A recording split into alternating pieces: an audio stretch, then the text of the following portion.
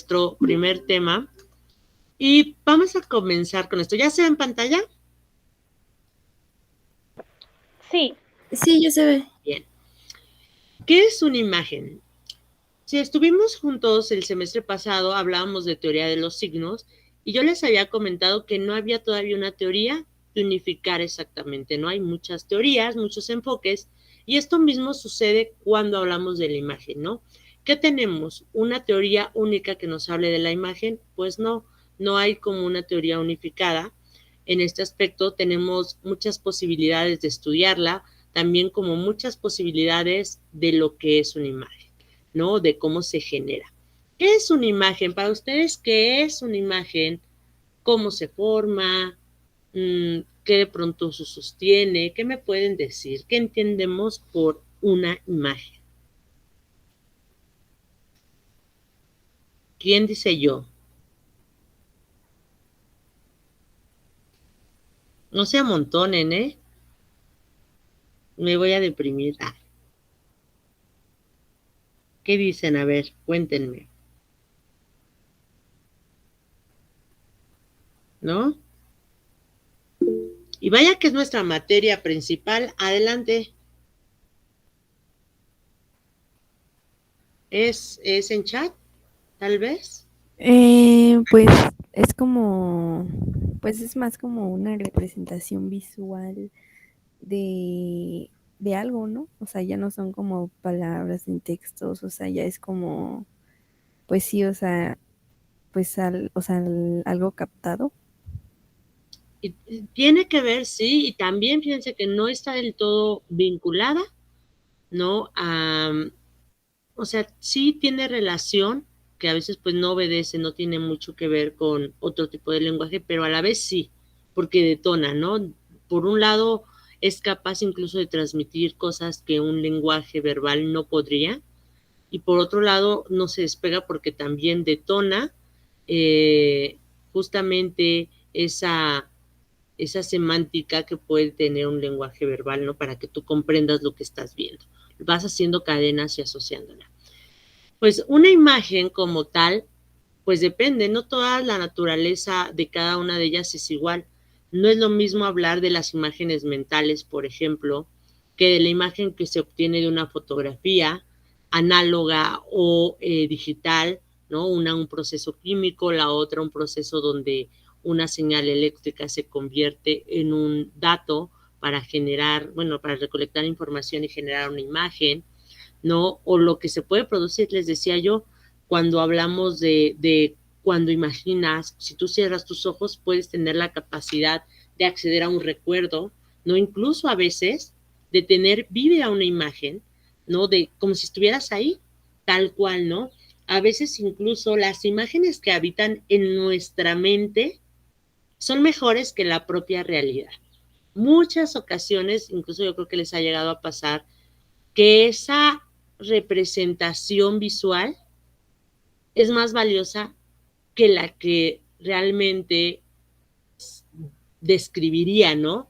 Lo que estamos observando. Y eso lo podemos ver incluso con los viajes. Si alguna vez han ido, hay lugares preciosos que sí, de hecho, la imagen incluso a veces se llega a quedar corta en su representación, pero otras veces supera la imagen a la realidad, ¿no? Hay muchas definiciones, tenemos enfoques para saber cuáles son las funciones de la imagen, qué es y la naturaleza que ésta puede tener, ¿no? De distintos tipos. Vamos ahorita a hablar de unos ejemplos de la imagen y, por ejemplo, cómo es su uso, qué efectos tiene en una sociedad, cómo incluso puede otorgar poder, ¿no? El uso de estas. Y bueno, la cuestión interesante es que es una forma de pronto de impactar en el otro, de impactar en alguien, ¿no? Y que a diferencia tal vez de la letra impresa, pues consigue de una manera bien eficiente lograr una interpretación. Si se ha hecho con la intención y se cuida, puede tener un efecto muy interesante, ¿no? Cosas que tal vez el lenguaje incluso sería imposible o sería muy limitante para describir algo. Una imagen no tiene el poder que incluso puede hablar más allá del lenguaje, ¿no? De los hechos. Ay. Vamos a ver a este autor, se llama Fernando Brito, no sé si ustedes ya lo conozcan, es un fotógrafo. Yo le comentaba al grupo pasado que hace un tiempo, bueno, ahorita ya son años, que me empecé a meter a la fotografía, ¿no? Al inicio, pues obviamente más a lo técnico, y es curioso porque cuando yo era estudiante nunca me gustó la foto y creo que no soy mala fotógrafa, la verdad, me gusta mucho cómo trabajo los conceptos en las fotos que hago. Y bueno, es una forma, siempre lo he pensado, de presentar la realidad. Cuando me ha tocado hacer fotografía para eventos, para algún cartel, o sea, tomar primero la foto que se va a utilizar, piensas también en el tipo de realidad que te están pidiendo presentar para no solo capturar el momento, sino posteriormente darle un tratamiento a todo y que logre dar una idea de algo que incluso puede ser que no tenía nada que ver con lo real, ¿no? Pero más allá de eso es el impacto que puede tener esa presentación de la realidad. Entonces, bueno, yo empecé a trabajar más la fotografía en un curso justamente de fotografía de calle. Nos hablaban de este fotoperiodista que Fernando Virito trabaja con los servicios de los peritos en el norte del país.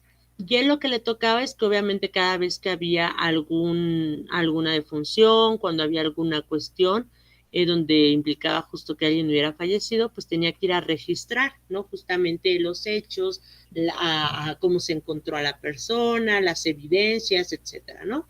Entonces, a él le toca un periodo muy, muy sangriento, ¿no? De nuestra historia. Y si alguien lo ubica, no sé si topan, yo creo que sí, a este Felipe Calderón. ¿Sí saben quién es? Sobre todo porque este año ya les toca votar, entonces tienen que conocer. Expresidente. Un expresidente, ¿no? No sé si alguien ubica cómo fue su sexenio, tiene idea, sobre todo los que estaban en el norte del país, pues tienen muy claro, bueno, no sé las nuevas generaciones, porque a mí no me parece que haya sido tanto, pero cuando echo hacia atrás, imagínense, ya pasaron casi 18 años. ¿Y ustedes tienen, cuántos años tienen? ¿19? Sí, 19, 20. O sea, ustedes estaban chiquititos, algunos naciendo cuando estaba este sexenio, ¿no? Yo, no, yo tenía como 3 años, no, ya estaba, bueno, ya tenía edad, y pues bueno, ¿qué se sabe de este sexenio que le toca a este fotógrafo?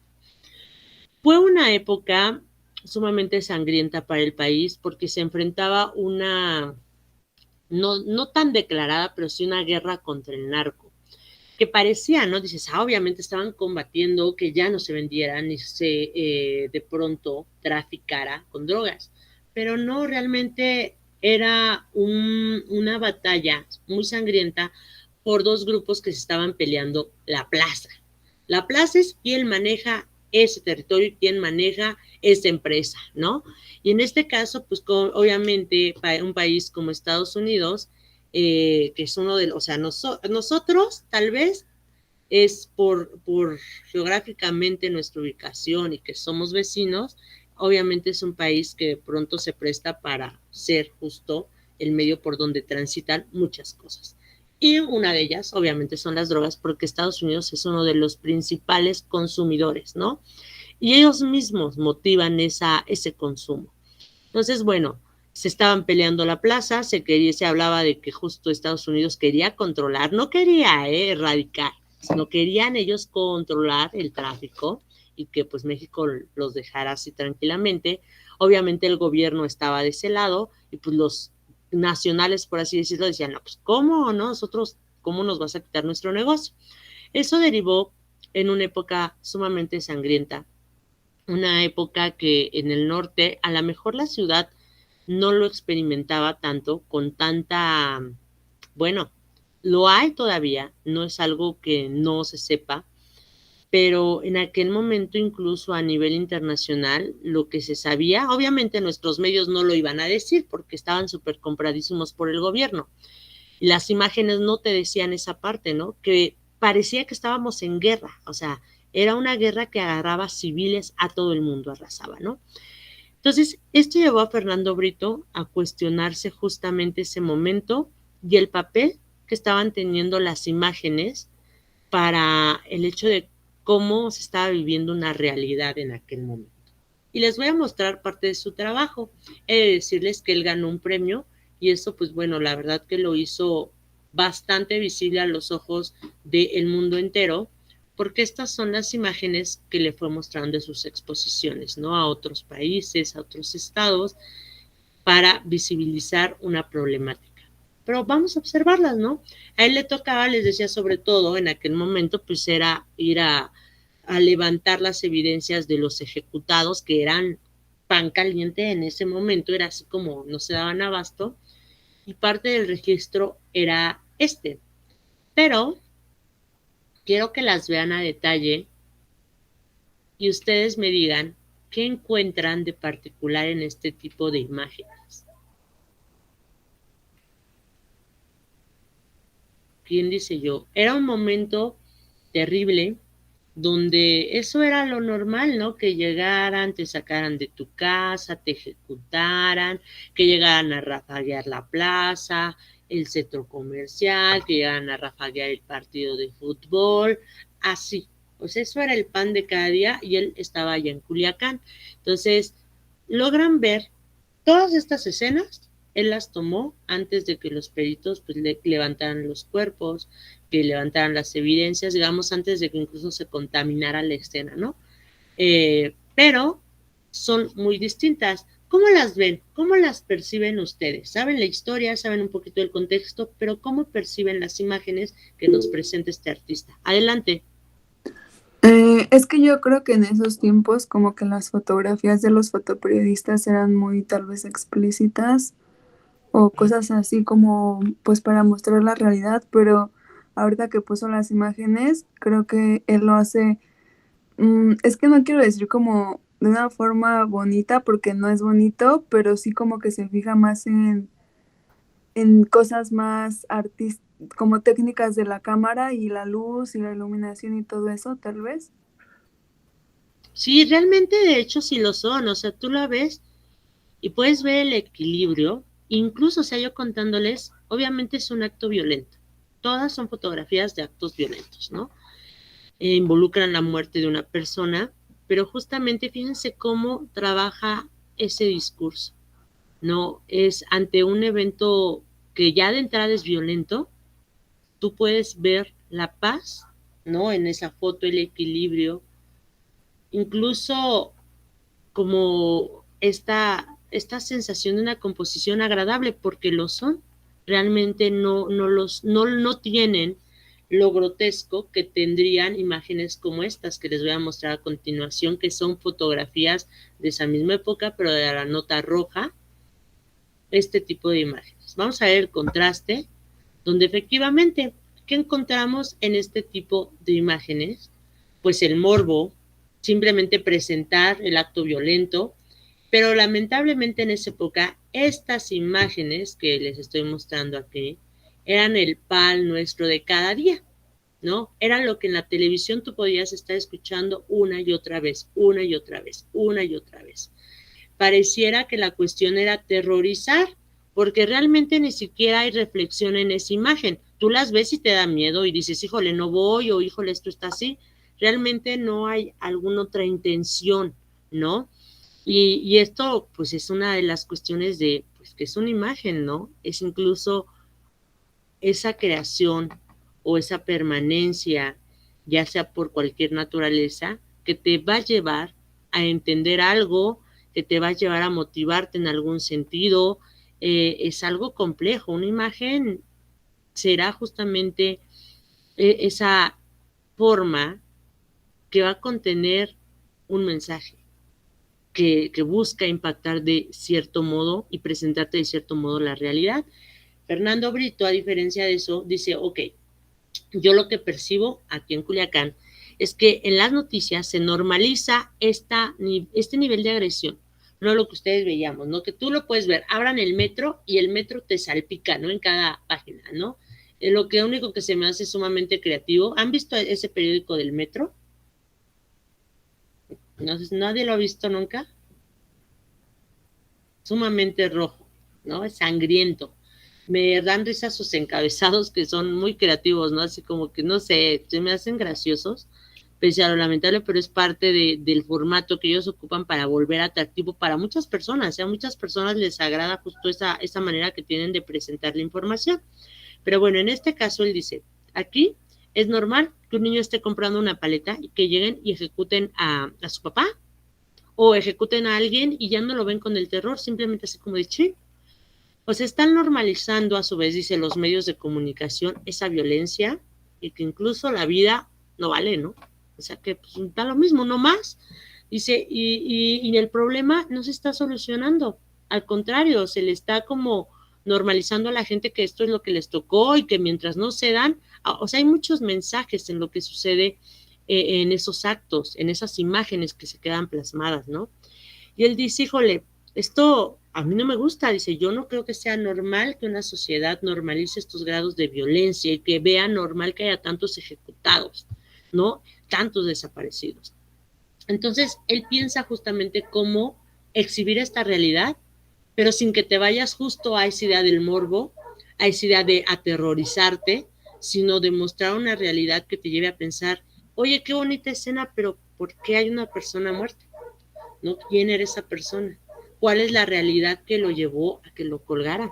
¿Qué está sucediendo? Y a través de un discurso menos agresivo que te muestra la realidad, pero que te lleva a pensar y reflexionar en ella de una manera distinta. Esto es lo que él buscó con ese proyecto y ganó un premio y me parece que lo logró perfectamente. Y aquí vemos cómo la imagen se va a utilizar para hablarnos de la realidad. La imagen sí es una forma de percibir la realidad, ¿no? De entrada incluso, dependiendo de tu conocimiento, de cómo se formó tu percepción, las imágenes que tú captures determinan el mundo que tú vas a lograr entender y por qué vas a normalizar incluso ciertas actitudes, aunque no lo quieras. Es por el hecho de que, recuerden, aparte siempre ha sido una imagen, una forma muy rápida de comunicación, ¿no? Porque en elementos visuales que inmediatamente nuestro sistema perceptual reconoce, genera información de eso, retiene, ¿no? Y en la actualidad estamos en la época que más información visual se está generando. La cuestión es que, bueno, justo como Foucault nos presenta en unos ensayos, ¿no? Dice que hay que considerar que en las sociedades ciertos grupos, ciertas intenciones muestran, ¿no? De pronto la realidad muy a modo. ¿No? Nos dice, sabe mostrar diversas figuras, dar forma artificialmente a ídolos inútiles, nublar la vista, ofuscar los ojos, cambiar las cosas falsas por las verdaderas.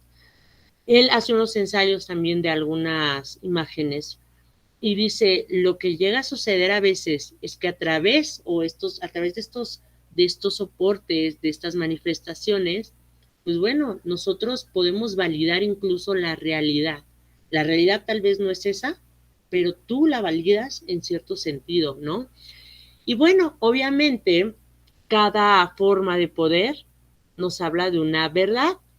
¿Qué verdad está presente? Bueno, los que tienen el poder tienen la posibilidad de mostrarnos una realidad, de acomodarla, ¿no? A modo. Les decía que justo en los sexenios pasados, uno de los escándalos que salió a relucir fue que ellos tenían comprados a muchas de las televisoras, ¿no? Sobre todo abiertas, para generar contenidos que siempre estuvieran, digamos, casi haciendo cortinas de humo, ¿no? Para que no tú desviaras la atención y te centraras en cosas banales, sino en lo real, o para poner a modo, ¿no? Omitir que a lo mejor habían matado a tantas personas y se hablara del divorcio de tal artista, así, ir presentando cierta realidad. Pero eso sucede en todos los ámbitos, ¿no? No solo en la política, incluso en el conocimiento también, ¿no? Hay una forma de cómo se presenta y pues las imágenes tienen un papel, ¿no? En esas realidades que se muestran, ¿no? Entonces, en estas sociedades, y eso lo vamos a retomar más adelante, la importancia de un evento o de un acontecimiento es proporcional a la cantidad de imágenes que nos hablen de ese evento. Eso lo sabemos, ya lo sabemos. Tú quieres que algo de pronto cobre relevancia, sea trascendente, tú tienes que asegurarte de que estás teniendo una continuidad a través de imágenes, que estás teniendo incluso una saturación a través de las imágenes de ese tema para que esto genere permanencia en el pensamiento de las personas.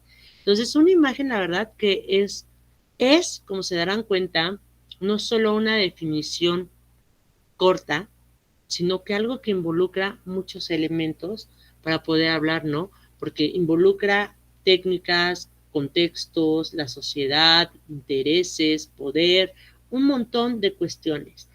También dentro de estos ensayos, Foucault nos dice alguna cualidad, ¿no?, que puede tener y que hay que considerar nosotros como diseñadores, es importante. Nos va a decir que la repetición de imágenes llega a producir neutralidad.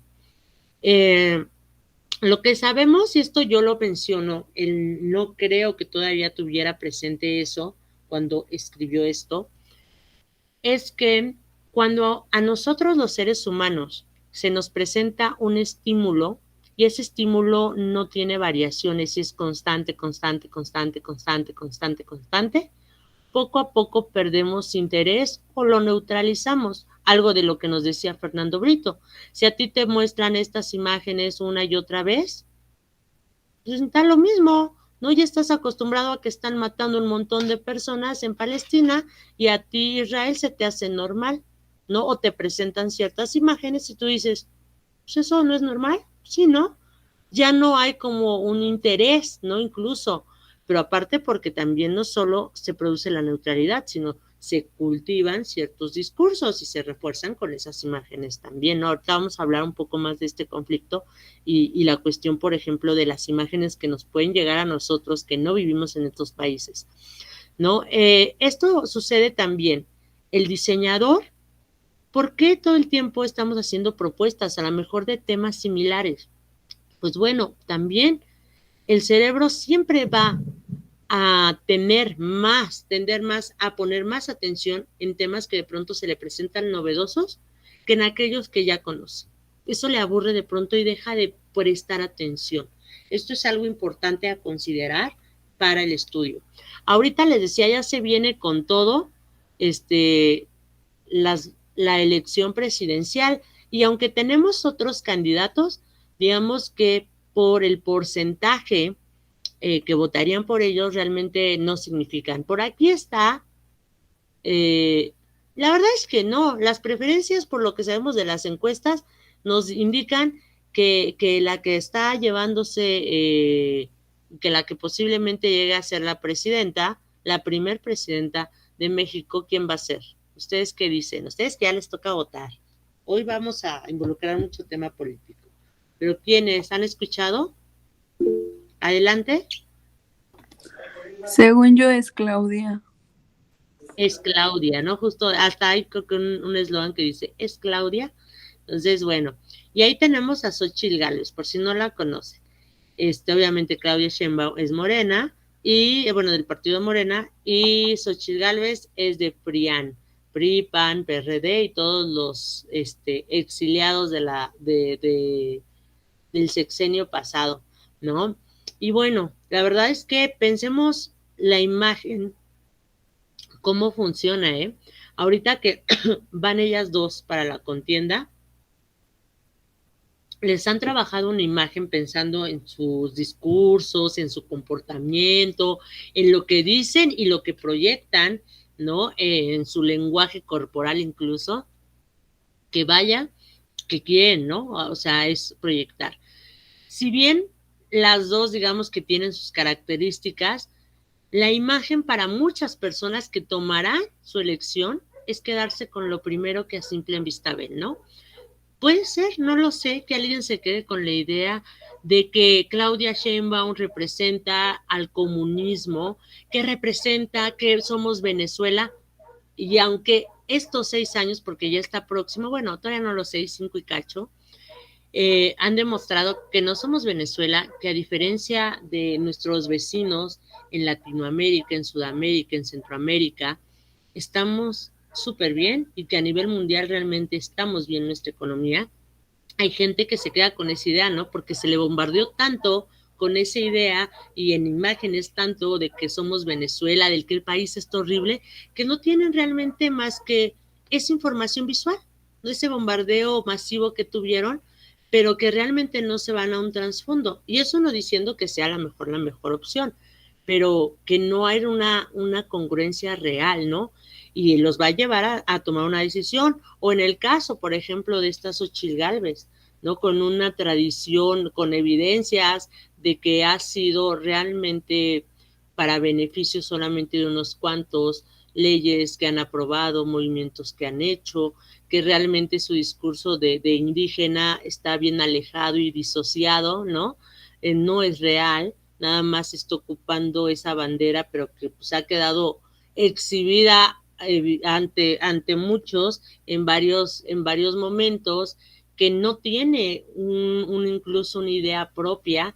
No sé si alguien la ubica, pero que hace poquito dio un discurso creo que era de cierre de precampaña, algo así, o no me acuerdo el evento exacto, y se le fue el teleprompter, ¿no? Y ya no supo qué decir en su discurso, dice, se me fue, y ya no sé qué decir, y se ríe, nada más se ríe, en serio.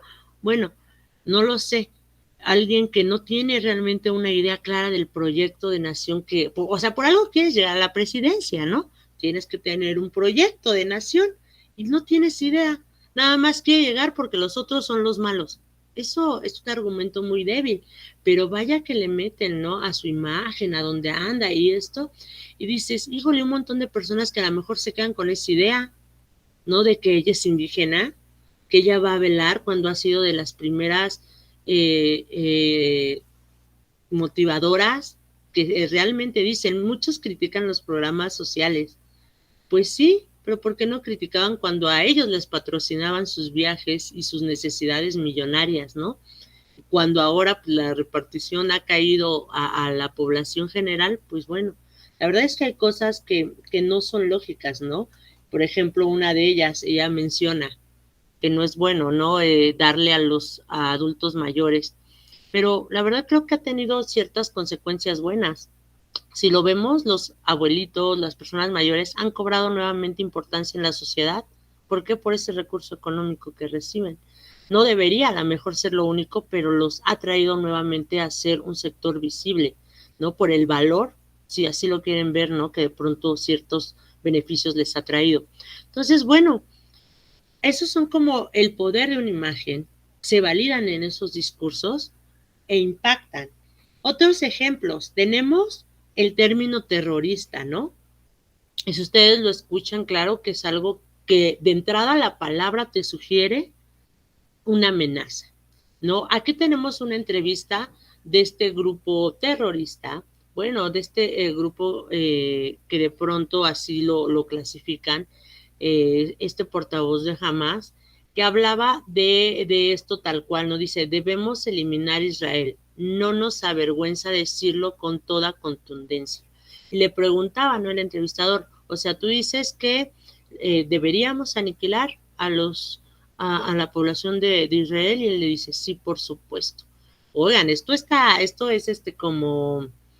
como fuerte, ¿no? Es como algo que dices, híjole, realmente tienes razón, son terroristas.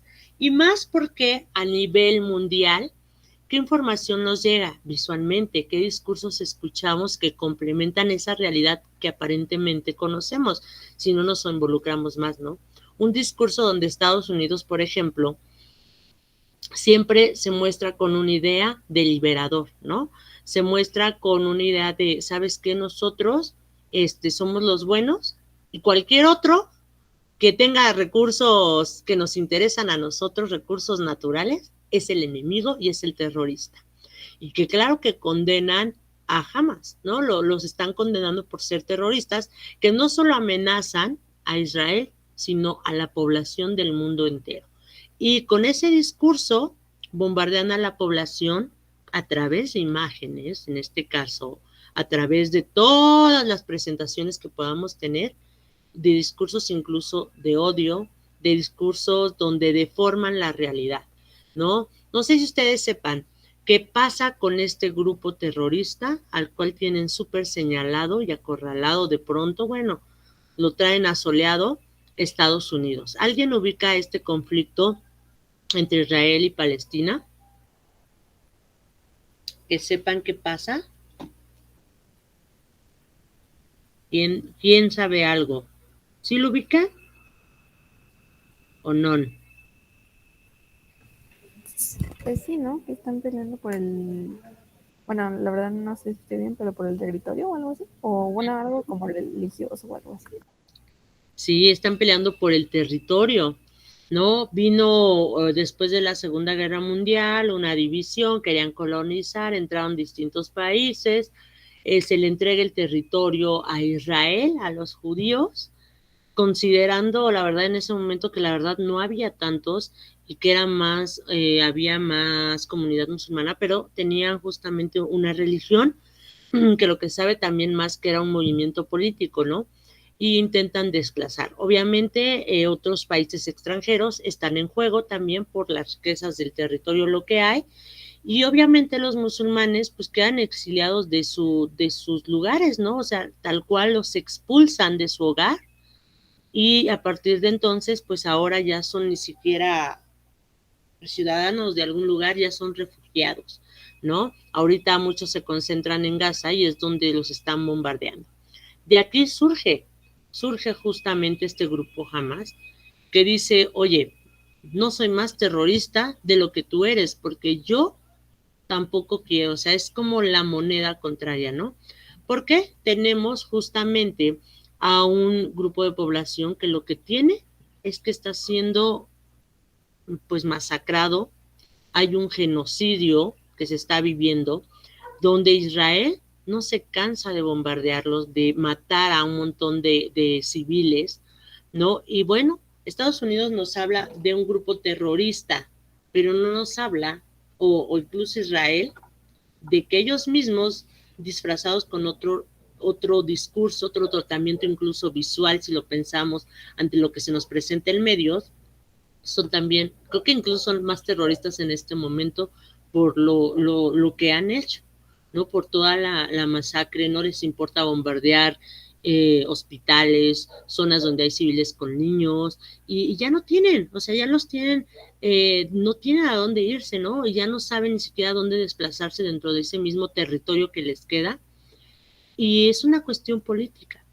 Pero fuera, muchas personas, yo creo que hasta ahorita empezó a cobrar relevancia el conflicto, porque ya tiene mucho tiempo, eh, porque creo que ha habido también una manera distinta de visualizar el conflicto, ¿no? De entender los motivos reales y que no es que Estados Unidos o Israel sean libertadores o estén cuidando de, sino de encontrar el trasfondo detrás de eso que se nos presenta, ¿no? Porque la verdad es difícil cómo romper con ciertas ideas que se nos comentan una y otra vez, ¿no? Entonces, ese es el poder de las imágenes, ¿no? Que tú podrías decir, sí, oye, me da miedo, porque usualmente incluso el término terrorista te habla, ¿no? De que los actos terroristas, como estos que de pronto vemos, están hechos ¿para qué?